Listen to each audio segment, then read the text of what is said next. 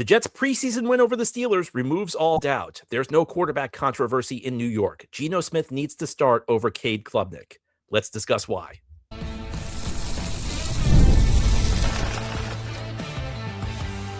You are Locked On Jets, your daily New York Jets podcast. Part of the Locked On Podcast Network, your team every day. I'm John B. from GanggreenNation.com, and today's episode is brought to you by FanDuel. Join all the action at FanDuel.com to play daily dingers and make your free pick on who's hitting a homer this MLB season. On today's show, we're going to talk about what happened Friday night. The Jets beat the Pittsburgh Steelers 17-0 in preseason action. There was a roster long shot who had a huge game and is now making a push for the 53-man roster. We'll talk about who that is and what it could mean for the Jets. There were also some players who really helped their cause. We'll talk about the standout performers of this preseason victory. But let's begin by talking about the quarterbacks. Geno Smith made his first start of the preseason on Friday night, and it was perfection. Geno completed all 7 of his passes for 65 yards, a touchdown pass to Jelani Woods. Geno went out. He was on absolute fire. I mean, things were going so well for Geno that even when a pass was deflected, it fell right into the arms of his starting left guard. The rare completed pass to an offensive lineman, Dylan Parham, with a reception in the preseason. This went about as well as you could have hoped if you were a Jets fan. And I think that by this point, we know that preseason results aren't really great predictors of what's going to happen in the regular season. I mean, I think of all the years I've been following the Jets, there are so many examples where something went really well in the preseason and the success did not follow to the regular season. I mean, all you have to do is think back 1 year. Remember that Justin Fields touchdown drive in Green Bay, the first exhibition game. I can think about the Adam Gase touchdown drive in 2019 against the Giants, the Aaron Rodgers touchdown drive in 2023. I think about years where the Jets dominated preseason and ended up not having very good teams. So I don't think that the Jets' first team offense driving the field against the Steelers, even though there were a lot of starters in there, is necessarily indicative of future success. It doesn't guarantee anything, but you'd like to see the offense going out there and looking crisp. At this time of year, all you can do is show you're prepared to start the regular season. All you can do is show, you know what, we can't do anything else to get ready for the season. And I think if you're a Jets fan, that's what you saw on Friday night, a very encouraging night. And I think it's a reminder that Geno Smith needs to be the starting quarterback on this team. And I understand that that's going to get some people upset because I know there's a big push in the fan base for Cade Klubnik to take over. The mindset is we're probably looking at a rebuilding year anyway. Jets have 3 first-round picks next year. And hey, if Klubnik goes out and looks good, maybe he's our quarterback, and maybe we don't need to use any of those 3 first-round picks on a quarterback. And I understand it to an extent, but there are just some other factors at play here. You know, we can talk about Aaron Glenn, and I think that there's also a mindset in some portions of the fan base that Glenn should give Klubnik a chance because there's this belief in the NFL that a young quarterback can save a coach's job. We don't know whether Aaron Glenn's really on the hot seat, and if he is, we don't know how hot it is. But sometimes in situations like this, the mindset is, well, we know what Geno Smith is. Klubnik's unlimited. Klubnik could be anything. So maybe he goes out there and plays really well.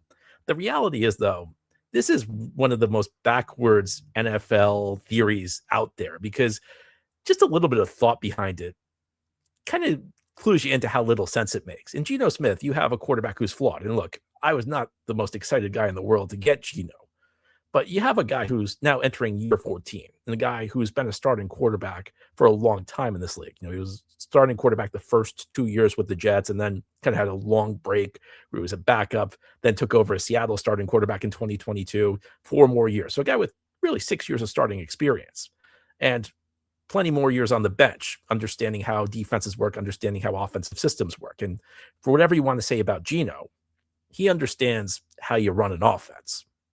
I'm not sure you can say the same about Cade Klubnik right now at this point in his career. And we saw on Friday night that Geno, when the regular season games hit, when you're facing more complex defenses, when you're facing defenses that have actually game planned against you, trying to take away what you do well, trying to exploit your weaknesses, you know, it may be a different story how much success he has, but he knows how to make reads. He knows how to get the ball to his first option.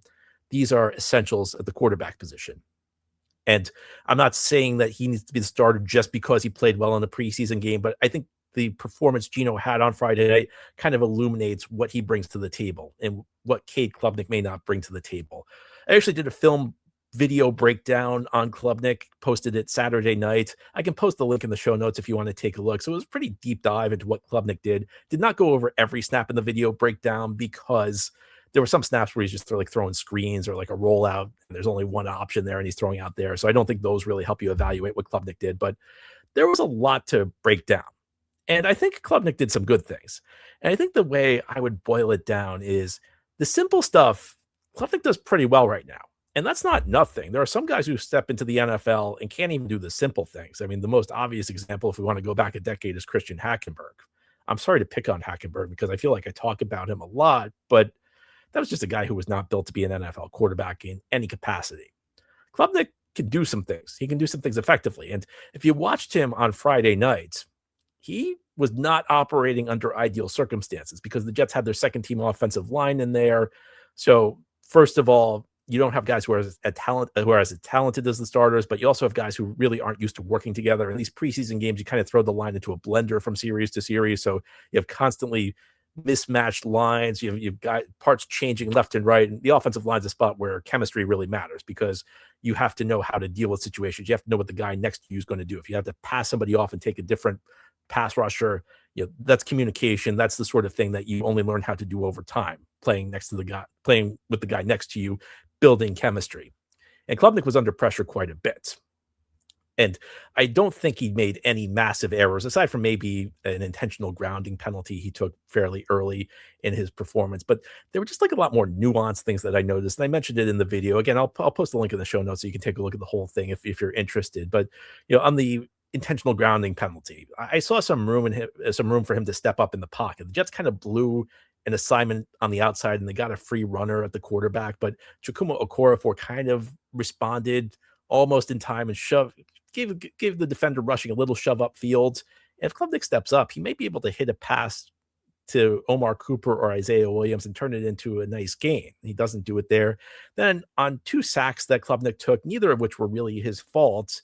I mean, in both cases, the Jets kind of blew an assignment. One was just they allowed a free runner. The other was Kene Nwangwu did not hit a block. But in both instances, the Steelers blitzed and they kind of timed Klubnik snap count. And these are just like the little nuanced things where you don't want a guy to have like a running start and be like at his peak speed as the ball snapped. And when they do that, that means that you haven't shown enough variation on the snap count. It means that they've timed it and they know like how to hit the offense with a head of steam right as the ball's being snapped.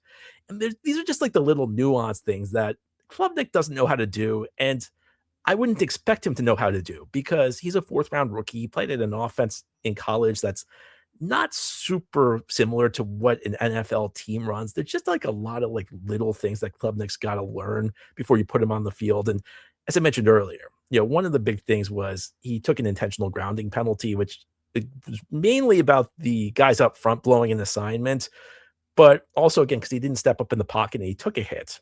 And I think a key thing to remember is with a young quarterback, you don't want to put him out there if he's at a stage of his career where he's going to be taking unnecessary hits. And Klubnik, I thought, took one of those in the game because, those things pile up. Those things can kind of hurt your confidence. They can instill all sorts of bad habits in you if you take too many. So I understand the mindset behind, let's see what we have in Klubnik. But the thing is, the coaches see Klubnik in practice every day. And I think this is a key point that kind of gets lost, not just with quarterbacks, but with guys all over the team. We always hear if a starter's not playing well, we got to see the backup because we don't know what the backup's capable of doing. And that's partially true, but it's also true that you and I don't know what the backup's capable of doing. The coaches see these guys on the practice field every day. And I know practice can be different from games in some situations, but the coaches need to be able to differentiate what a guy can do if they haven't played in the game yet. They need to be able to figure that out. That's an essential part of the coaching job. And if the coaches don't know what they have in these guys at all, they're not really doing their job. And so often there's a reason a guy's on the bench. And for Klubnik, I think that there's an excitement whenever you have a young quarterback on the team. You want to hope for the best. You want to hope maybe the Jets found a steal. And, maybe they did. But I think at this point in time, you got to stick with the veteran, the guy who knows what he's doing. Look, I'm not the biggest Geno Smith fan in the world. I was not super excited when the Jets got him. I can't say my expectations are even that high for Geno this year, but he knows how to run an NFL offense in a way I don't think Cade Klubnik does. And that's not a knock on Klubnik. there are not many fourth-round rookies who do know how to run an offense. I think Klubnik needs to sit. Klubnik needs to learn some of the nuances. The basics are looking pretty good right now. The more advanced stuff, though, will come in time, hopefully. Now, here on the Locked On Jets podcast, it wasn't just about the quarterbacks. There were a number of other Jets who stepped up. Of course, there were. They won 17-0. Lots of guys played well. Lots of guys helped their cause, either trying to gain a bigger role on this team, trying to make the team. Let's talk about some of the stars of this game as we continue here on this Monday edition of Locked On Jets. This episode is brought to you by Gusto. Running a small business means wearing a lot of hats, and payroll, HR, and benefits can quickly become some of the most time-consuming tasks on the list. Gusto helps simplify those responsibilities with one platform designed to make managing a team easier. Gusto is an online payroll and benefits software built for small businesses. It's all-in-one, remote-friendly, and incredibly easy to use, so you can pay, hire, onboard, and support your team from anywhere. From automatic payroll tax filing and simple direct deposits to health benefits, 401ks, and built-in onboarding tools, Gusto brings the day-to-day HR tasks together in one place. There are also certified HR experts available to help with those tougher HR decisions. Running a small business already means doing a little bit of everything, so the last thing I would want is to spend hours figuring out payroll, tax filings, or getting new employees set up. That's why something like Gusto makes sense. It puts those tasks in one place so business owners can spend more time actually running their business. Try Gusto today at gusto.com/lockedonnfl and get 3 months free when you run your first payroll. That's 3 months of free payroll at gusto.com/lockedonnfl.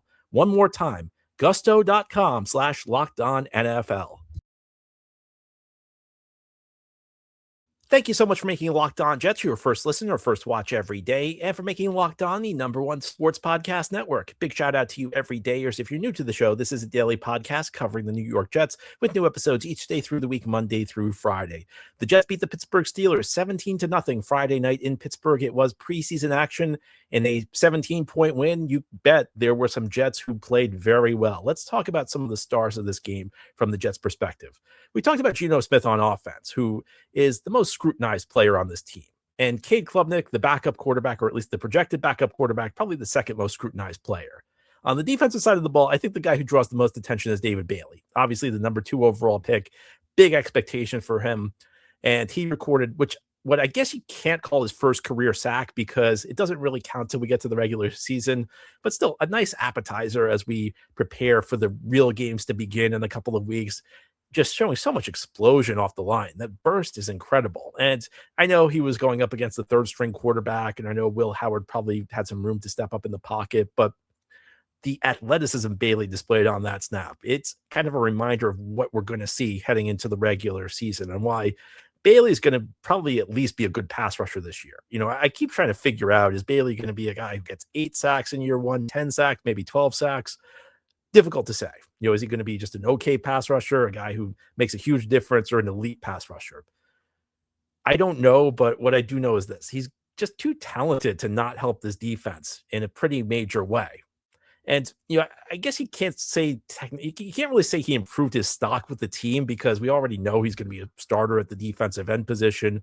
We know that he's going to be a focal point of the defense. In fact, I think in many ways, this defense cannot run unless Bailey plays well right off the bat, because I don't think there are many other spots the Jets can get a pass rush from other than when they blitz and try and manufacture something. He's the one guy on this team who I look at and say, that guy can get home. And in some ways, I don't think the Jets have had somebody like that in 2 decades. You'd have to go back to when they traded John Abraham in 2006. And they did well in the trade because they got the draft pick they used to take Nick Mangold. So it's not like you can say the Abraham trade aged poorly, but they lost a pass rusher and never really replaced him. You know, Sean Ellis had some good years. Calvin Pace had some good years. In the Robert Saleh era, of course, Bryce Huff was a great pass rusher. John Franklin Myers had his moments. There are a few other guys along the way, but they haven't had that guy who you just look at and you say, you know, it doesn't matter if they slide towards him, doesn't matter if they chip him, he's going to get to the quarterback. And that's how I feel about Bailey. So I think Friday night's game was a good reminder of what we may have in this #2 overall pick. Another guy who played well, he played limited snaps, but he played well, was Adonai Mitchell. Aaron Glenn kind of gave the Jets offensive starters, or at least most of them, the night off after an excellent first series. I don't know if the first series hadn't gone so well, maybe Glenn would have played them longer because the defensive starters were on the field into the second quarter. But the Jets' first team offense was just so crisp that I felt like Glenn, almost as a reward, may have just given them the rest of the night off after that touchdown drive. Geno Smith was on fire, 7 for 7. I mentioned earlier, even Dylan Parham's making a catch. You don't see many receptions from your left guard. That's because your offensive linemen aren't eligible to catch the ball. At least they aren't eligible to catch the ball when they're the first player to touch it. The pass was batted down, and offensive linemen can catch the ball after somebody else touches it. So that's how your left guard was able to make a catch. But on that drive, A.D. Mitchell had a pair of catches, including a really nice toe drag down the left sideline on a big play. And this is a player who has gotten a lot of hype really since the offseason program began. You heard all sorts of reports out of the team facility in Florham Park. A.D. Mitchell's looking really good in the offseason program. Well, training camp rolls around, and sometimes you hear about a guy a lot during the offseason program, and then things kind of quiet down during training camp. Well, not A.D. Mitchell. Again, lots of talk about him looking really impressive. Did not do much week 1 of the preseason, but Jets only played their starters like a series, so we were waiting to see this. And it was only one series. It was only 2 receptions, but that Geno Smith to Adonai Mitchell connection is looking pretty good. A.D. Mitchell's a really interesting player on this team, and I think at this point, and I'm somewhat surprised to say this because I figured either Omar Cooper or Kenyon Sadiq would take the number 2 receiver job, or at least the number 2 option in the passing game role, because Sadiq's a tight end, so I guess he can't be the number 2 wide receiver. It looks like A.D. Mitchell's the number 2 guy right now because Sadiq's been injured. We don't know when he's coming back. We don't know when he's going to be up to speed. Omar Cooper seems like he's a little behind Mitchell right now. We talked a lot last week about how Cooper played with the 2s and how maybe that was notable. Maybe he was behind Isaiah Williams. Well, in this game, Cooper got some work with the first team offense. So maybe we can all breathe a sigh of relief there. It sounds like, Cooper at least is heading for the starting lineup. But at this point in time, and part of it may be the chemistry shown in training camp between Geno Smith and A.D. Mitchell, but A.D. might be the number 2 guy behind Garrett Wilson. And it's kind of an interesting dynamic because I feel like this is the sort of player who kind of has to be used correctly. Lots of receivers in this day and age are very versatile. Garrett Wilson's one. You can line Garrett Wilson up practically anywhere. He can run any number of routes. If you watch A.D. Mitchell on the film, I think he's just like an X receiver. He's a guy you put on the line of scrimmage. He's big. He can get off press coverage. And there are like a handful of routes he runs really well. And he can't really do a whole lot else. You stick him in the slot, I don't know how good he's going to be. You ask him to run a huge route tree, I don't know how good he's going to be. And in some ways, I feel like a player like this is kind of a test of coaching because a good coach will take a look at the limited routes he runs well and just have him run those routes. Sometimes it's simple, isn't it? We don't need, if you run a couple routes really well and you're physically gifted, I don't think you need a giant route tree. And I think that's something Frank Reich's got to figure out. I think that's Frank Reich's got to figure out how to use A.D. Mitchell correctly. And you have Garrett Wilson and Omar Cooper. I think they're both kind of guys who, you can put them at the X spot, and the X spot's the guy who lines up right at the line of scrimmage. He's kind of a guy who is threatened with press coverage on every play. So you got to be able to beat press coverage if you play the X. Wilson and Cooper, I think, are more both guys who could probably share the Z spot, which is outside, but a little bit behind the line of scrimmage at the snap, makes you tougher to press, and the slot in the middle of the field. Both of them seem better suited for those 2 roles. So this was a good performance by A.D. Mitchell, but I think it's a reminder of like kind of how he has to be used in a very specific way if the Jets are going to get good results from him. Use him in areas where he is likely to succeed. I think that the safety competition also took an interesting turn because both Dane Belton and Andre Sisco made a mark. Dane Belton was in on a couple of tackles. He's looking like a really strong tackler, also made a play on special teams. I think he's going to be a special teams ace. I really think Dane Belton's going to be a guy like Chris Banjo loves. But Dane Belton's competing for a starting safety job. Well, Andre Sisco, last year's starter, who did not play all that well, had an interception. We were waiting for an Andre Sisco interception last year. In fact, a year ago, I was saying that maybe this signing would work out. I was very optimistic about Sisco, and part of it was he was a pretty good ball hawk in Jacksonville. Comes to the Jets as a part of a defense that intercepts 0 passes all season long. There's a big question, who's going to be the starter? And I'm not sure Jets fans are going to like the answer that I have. I think it's going to be Sisco. because I feel like Sisco's a little bit more versatile. Belton's good in the box. He's a sure tackler, but Sisco can play deep. In his Jacksonville days, Sisco was a pretty good center fielder. I think the Jets are going to kind of want to move Minkah Fitzpatrick around. I think they're going to want to play Minkah close to the line a lot because that's where he was good last year with Miami.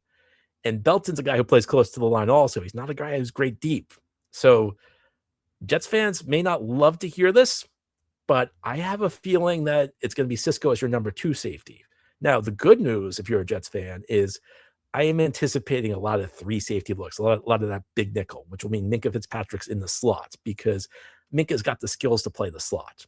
Good tackler, can hold his own in coverage enough to hold up in a slot role. And that means Belton, you can still play him. You'll have Sisco playing the deep part of the field. You'll have Belton near the line of scrimmage. You'll have Minkah in the slot. So there's room enough for all 3 safeties. And I think Malachi Moore is out of the mix. I've kind of given up on the idea of Malachi Moore having a big role for the Jets this season. I think the big question with Malachi Moore is whether he even makes the team. And disappointing development because I thought Malachi Moore was going to be a starter, and I had hopes that he could be a pretty good player for this team. I don't think it's happening. I think it's going to be down to Sisco versus Belton for the last starting role. And in some ways, again, it's going to be academic because I do think we're going to see a lot of 3 safety looks, but my guess is that, and the interception certainly helps that cause because Sisco is playing deep on that play. And I think, especially after what happened last year where the Jets don't intercept the pass all season long, coaches are going to remember this guy picked off a pass from the deep middle position. So I think that Sisco may have a little bit of an edge. I know Jets fans don't want to hear that because, first of all, Belton's been fun to watch, and we kind of have a bias against Sisco for what happened last year where he did not play well, but I would not be surprised to see Sisco get the starting job. Both guys played well on Friday, but that interception with Sisco, I think that's a big deal. Ahead here on the Locked On Jets podcast, I already know what you're saying. You're saying, John, you just went through guys who played well. There was a guy who had 2 sacks. Why did you not mention him? Well, don't worry. We're going to talk about the Jets' wild card roster contender. Nate Lynn came out of nowhere with a multi-sack game. Could he make the roster? It's complicated. We'll discuss continuing here on this Monday edition of Locked On Jets. This episode is brought to you by Home Chef. Life gets busy, and figuring out what's for dinner every night can quickly become another thing on the to-do list. Home Chef takes the stress out of mealtime by delivering fresh ingredients and easy-to-follow recipes right to your door. Whether you're looking to eat healthier, save money on takeout, or simply spend less time grocery shopping and meal planning, Home Chef makes cooking at home simple, convenient, and enjoyable. Home Chef offers more than 30 meal options every week, including calorie-conscious and GLP-1 friendly meals. So there's something for every schedule and lifestyle. And people really love it. Home Chef is rated #1 by users of other meal kits for quality, convenience, taste, and recipe ease. For me, it's just the convenience of not having to constantly figure out what's for dinner. Home Chef takes the daily decision off your plate. I also like that it helps you stay on track while eating at home more instead of defaulting to takeout. It will become part of your routine in a way that just makes the week feel a little bit more organized and a lot less stressful. For a limited time, Home Chef is offering my listeners 50% off and free shipping on your first box, plus free dessert for life. Go to homechef.com/lockedonnfl. That's homechef.com/lockedonnfl for 50% off your first box and free dessert for life. Homechef.com/lockedonnfl. Must be an active subscriber to receive free dessert. This is the Locked On Jets podcast. On this Monday, we're talking about the Jets' preseason victory over the Pittsburgh Steelers. Friday night in Pittsburgh, the Jets dominated. They beat the Steelers 17-0. Our first segment, we talked about the quarterbacks. Geno Smith with a strong performance, reiterating that he should be the starting quarterback of this team. In our second segment, we talked about some of the standout players. And I bet you there are some of you out there, some everyday or some frequent listeners who kind of have a sense for how long our segments are on this show. And I'm sure there were a couple of people who started counting down the clock and they saw that we're running out of time in that segment. And you're wondering, wait, did this guy really forget about Nate Lynn? The answer is no. I feel like the performance of Nate Lynn merits its own segment because it's a really fascinating story. Lots of different angles we can discuss about this player. This was a guy the Jets just signed recently. You know, he wasn't on the team at the start of training camp, kind of a late addition. He goes in and has 2 sacks in this game. Very impressive performance. I think that when you're signed in August, you almost always have very little chance of making the roster. But if you're going to be a surprise roster guy when the cut down day comes to the 53-man roster, you got to do what Nate Lynn did. Go out and have 2 sacks in a game. Draw everybody's attention. Essentially, when you're on the outside looking in, you have to figure out a way to fight your way in there. You have to draw the attention of everybody, the coaching staff, the front office, the people making the decisions. 2-sack performance. I mean, that was really solid. And another thing was like, usually guys who get 2 sacks in preseason games when they're playing the third and fourth quarter, they're going up against guys who don't have an NFL future. Lynn got these sacks against Broderick Jones, a former first-round pick. Now, Jones is kind of struggling, and that's part of the reason he's probably playing in the second half of a preseason game. But this is not your typical like third, fourth quarter of the preseason game tackle. This is a guy with 38 starts, and no matter how much he may be struggling, still a guy with a lot of experience in the NFL, not some UDFA rookie who's a long shot to ever make an NFL roster. This is a guy who's been a multi-year starter in this league, better than the typical guy you're going up against in the exhibition season. And remember Broderick Jones?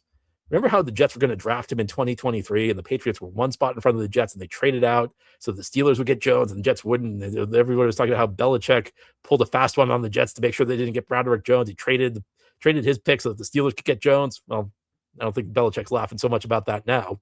The Jets kind of lucked out. Of course, the Jets did pick Will McDonald over JSN, but we don't have to worry about that right now. That's not our focus. So what do we know about Nate Lynn? What can we say about him? Interesting path. He was with the Detroit Lions as a UDFA in 2024. So Aaron Glenn's got experience with him. He's been on Aaron Glenn's radar and got injured early in the preseason that year, missed the full year. Aaron Glenn comes to the Jets a year later. Lynn ends up having a strong training camp in 2025. Ending up playing well in the preseason. Actually was a strong player, one of the Lions' best defenders in the preseason in 2025, but gets cut, ends up going to the Tennessee Titans, spending 2025 on their practice squad, and then gets cut in April of 2026, kind of sits out there as a free agent, and then the Jets bring him in August, a few weeks back. Can he make this team? It's going to be hard. I'm not going to lie about that. I'm not going to sugarcoat it because the Jets already have a lot of defensive line spots settled. There are not many open spots for defensive linemen on this team. I mean, we talk about edge rushers. You got David Bailey. He's not going anywhere. Will McDonald, they just picked up his 5th-year option. He's not going anywhere. Joseph Osai and Kingsley Enagbare. Those are guys who were signed in free agency. Both got pretty decent contracts. So the edge spots, not really a spot. You look at the DTs who are going to be on this team. We know that Harrison Phillips is probably going to be here. Jawan Briggs definitely will be here. The Jets signed David Onyemata in free agency. Darrell Jackson Jr. was drafted in the 4th round. He'll be in the mix of Andre Sweat. The Jets got in a trade for Jermaine Johnson. He's going to play a big role on this defense. So I don't know that there's an open spot for him to make it among the defensive line. Maybe they can keep an extra guy if he plays really well against the Giants. It could be tough, though. What he could be doing is earning a spot on the practice squad. And he could be earning himself a chance to be a long-term developmental player for this team. Now, I know some people may say, well, if the Jets cut him, won't another team claim him off waivers? Well, I mean, he was kind of sitting out there to be signed for months, and nobody really showed a lot of interest. So I don't know how much of a difference a couple preseason games going to make. If you're not interested in a player, you're probably not going to be that interested, even if he plays a couple good preseason games. So for the Jets, I wouldn't worry about him struggling to make the practice squad. I think that the Jets probably could get him onto the practice squad. Can he be a long-term player for this team? And of course, the answer for any guy you're signing, like who's a low-level signing, is probably not. But here's how I like to look at it. I like to think of it this way. Let's say like we're a year or two down the line, and Nate Lynn has surprised us all. And he's gone out there and he's turned himself into a player. I like to think like, was there like something there that we missed? Was there a reason that there was always obvious talent, yet he flew under the radar? Was there a good reason teams like overlooked him? And I try and come up with a story. Like there's some guys where it's really difficult to come up with that story. Like the Tyler Barron. I don't mean to be hard on him. I did not love it when the Jets traded up for him on day 3 last year in the draft. And I'm not sure Tyler Barron's really going to be on the team. And if he is, I don't think he's going to play much of a role for this team this year. I have a difficult time like getting to a place where a year or two from now, I say Tyler Barron was a good player for this team. Whereas Nate Lynn, let's say a year or two from now, he's like been successful. He's carved out a role on this team. I can come up with a story because he was a small school prospect, went to William and Mary. So, doesn't get a lot of attention. I think there's always a bias in the NFL against these smaller school prospects. There's a question of the competition level. So you got that. He goes undrafted. There's always a bias against UDFAs because teams tend to think they can't play. And he's gone on and he hasn't really gotten a chance because of those things. But whenever he's played in the preseason, again, last year he played a very strong preseason. He was one of the best defenders in the preseason last year. And this year he comes in and gets 2 sacks for the Jets. And it's easy to dismiss preseason results because, again, we know that especially the guys playing in the second half usually don't face the best competition. But we add this up. A guy who was good enough to earn an NFL spot out of a small school, a guy who succeeded in preseason but kind of gets overlooked because of elements that are beyond his control. Kind of gets overlooked because people say he didn't play at a major college. He's only succeeding in preseason, but he hasn't failed in any aspect of his career yet. He's only succeeded when he's gotten a chance. Nobody's really given him a chance. So I could see a scenario where you look at this guy and you can see why this guy flew under the radar, but you can see that there was always talent there. So I'm not here to predict that Nate Lynn's going to be a breakout player or anything for the Jets, but I do see a path where this could end up being pretty good. And you have to remember, for a guy like this, you don't need a starter. If Nate Lynn turns into like a good situational pass rusher, a good backup, a good rotational guy, it's a massive win for the Jets. So we can hope. We're only 1 game into his Jets career, 1 preseason game at that. So we have a long way to go. I would not jump to any conclusions about how much of a fixture he's going to be going forward, but there is a path for this maybe working out. Anyway, that's all for today's episode. This has been the Locked On Jets podcast, part of the Locked On Podcast Network. Your team every day is our motto. As always, if you enjoyed the show, hit the subscribe button where you're watching or listening so that you'll never miss an episode. If you enjoy the show and are listening on the podcast source, give it a 5-star review. And if you're watching on YouTube and enjoy the show, give this episode a big thumbs up. It helps us out, helps other Jets fans find the podcast. Have a great Monday, everybody. We'll be back tomorrow to talk more Jets.